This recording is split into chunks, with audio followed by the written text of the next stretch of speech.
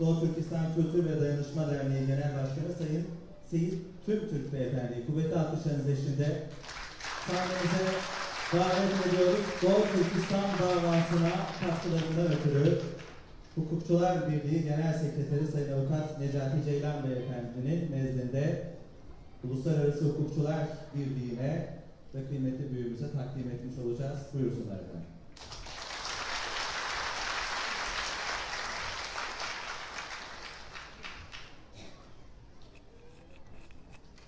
Evet, çok teşekkür ediyoruz. Sayın Avukat Necati Ceylan Beyefendi, alkışlarınız eşliğinde uğurluyoruz. Efendim, sizin de değerli düşüncelerinizi almak istiyoruz. Sayın Seyit Tümtürk Beyefendi hitap edecekler. Buyursunlar efendim.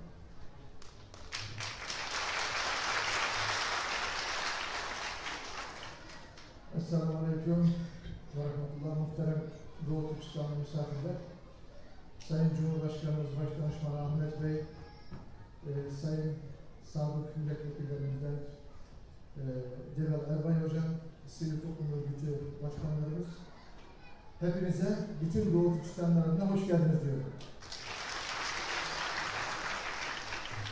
Bugün bu organizasyonu gerçekleştiren Doğu Türkistan Marif Derneği Başkanı Hidayetullah Oğuzhan kardeşim başta, emeği geçen bütün dostlarımıza, bütün Doğu Türkistanlarına da şükranlarımı sunuyorum. Bu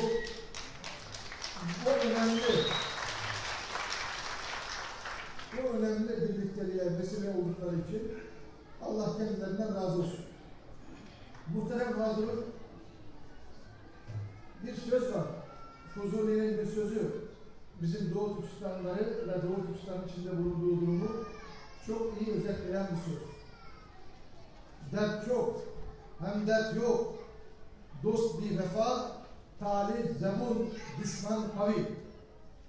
Bu sözü belki Fuzuli bizim Doğu Türkistan'ı kastederek söylemedi ama bugün gelinen noktada 21. yüzyılda Doğu Türkistan'ın içinde bulunduğu duruma baktığımızda sanki Fuzuli asırlar önce Doğu Türkistan'daki 35 milyon mazlum, mahkum, çaresiz 1,5 milyar Çinli'nin esareti altında yok edilmek istenen kardeşlerimizi bize hatırlatmak için belki bu dizeleri yazdı diye düşünüyorum.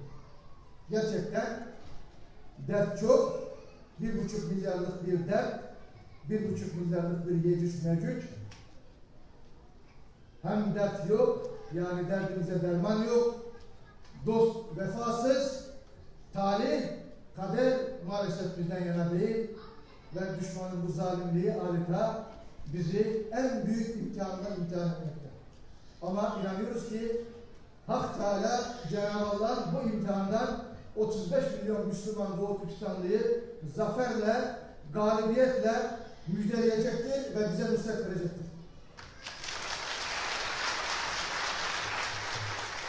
Muhterem hazırım, burada tabii Türkiye'de yaşıyoruz. Türkiye bizim Doğu Türkistan'dan sonra yegane sığınaklarımız, yegane istinadlarımız ve yegane Allah'tan sonra ümit kaynağımız.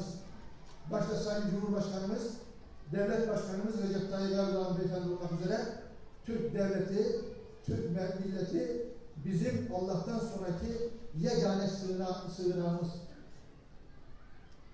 Şimdi yukarıda Sayın Cumhurbaşkanımız, Başdanışman Ahmet Bey birkaç önemli tespitte bulundu ve Sayın Milletvekilimiz Celal Erbay Hocam onu tasdikken yine doğru fakat bizim açımızdan da izaha muhtaç açıklamalarda bulundu. Elbette Türkiye Cumhuriyeti Devleti'ni yönetenler ve Türkiye Cumhuriyeti Devleti'nin başında bulunan büyüklerimiz Doğu Türkistan'la ilgili mutlaka en az bizim kadar hassasiyet, ilgi, alaka ve gayret içerisindedir. Devlet yönetmek elbette kolay değil. Celal Erbay Hocam'ın o sözünü ben kısaca amiyane tabirle açmak istiyorum. Türkiye'de bekara avrat boşamak kolay diye bir tabir var. Doğrudur, haklıdır. Ama bir şey söylemek isterim ki ümmete lider olmak da kolay değil. Ümmete lider olmak Hazreti Ömer ne demişti?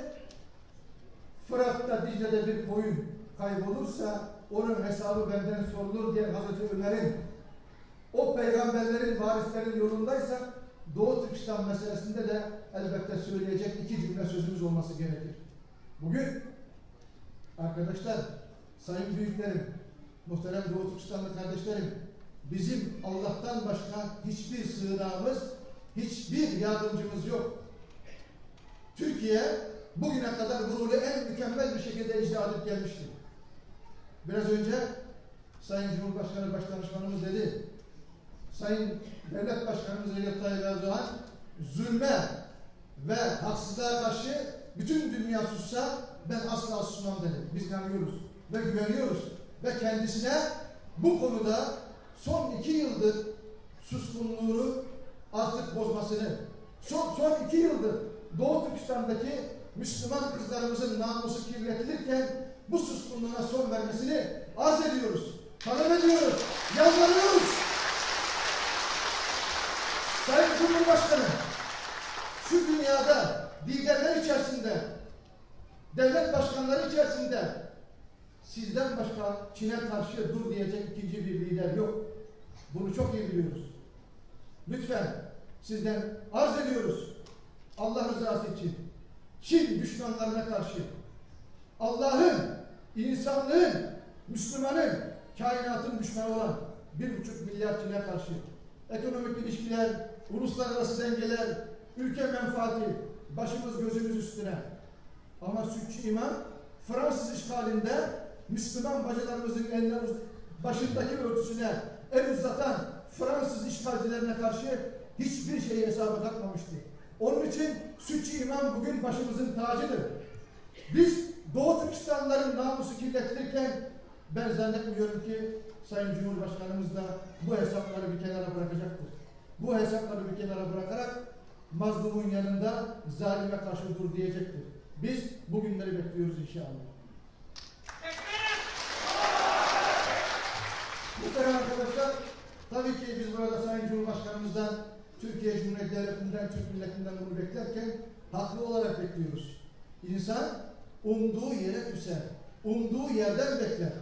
Biz Putin'den, biz Trump'tan, biz Obama'dan ya da başka ülke liderlerinden böyle bir beklenti içinde değiliz.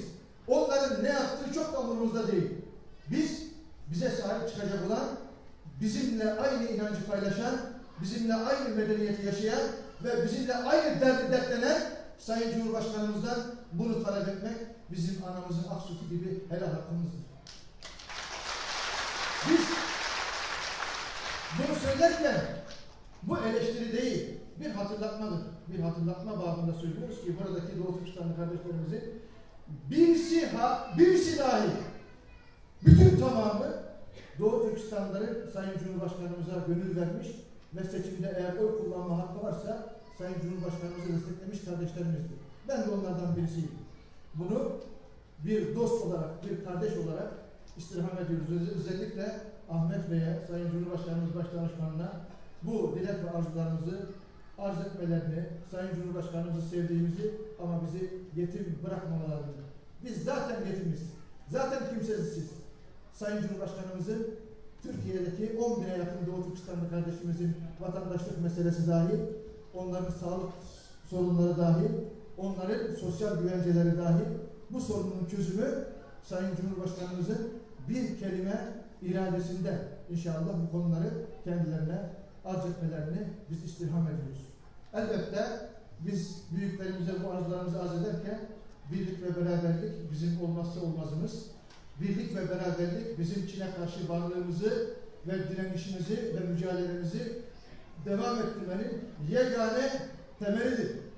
Biz bugün bu birlikteliğe katkı sağlamak için Hidayetullah Oğuzhan kardeşimizin davetine Kayseri'deki 3.000 Doğu Türkistanlı kardeşimizin selamlarını, saygılarını ve birlikteliğini bu birlikteliğe dahil etmek için buraya geldik. Herkesin size selamları var arkadaşlar. Şimdi sözümüzün devamında bugün Doğu Türkistanlıların Milli Birliği toplantısından bahsedildi. Allah razı olsun.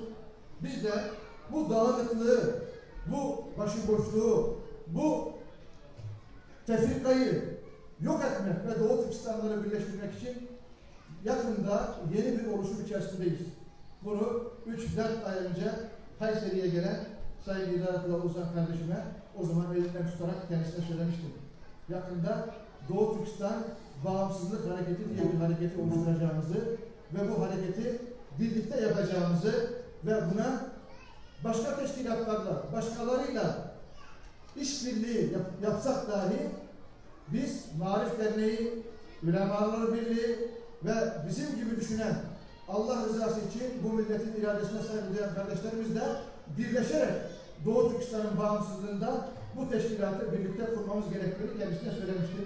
Burada huzurlarınızda bu kurulacak olan Doğu Türkistan Bağımsızlık Teşkilatı'nı birlikte kurmayı hepinizin huzurunda tekrar teklif ediyorum. İnşallah bu teşkilat bütün Doğu Türkistanlı kardeşlerimizin ortak çabası ve gayretiyle kurulacaktır. Ve burada hain, münafık ve ajan olmayan bütün Doğu Türkistanlılar bu teşkilatta üye olarak bir kişilik vazifesini, yani oy vererek vazifesini yerine getirebilecek ve her bir Doğu Türkistanlı bu teşkilatta başkanlıktan diğer teşkilat yönetimine kadar her göreve layıktır. Hiç kimsenin başkanlık ya da yönetimde garantisi yoktur. Milletin iradesine inşallah biz güveniyoruz ve buradan birlik ve beraberliğimizin milletimizin işgalden kurtuluşuna ve Doğu Türkistan'ın bağımsızlığına vesile olmasını Cenab-ı Allah'tan diliyorum. Hepinize saygıyla selamlıyorum. Allah'a emanet olun.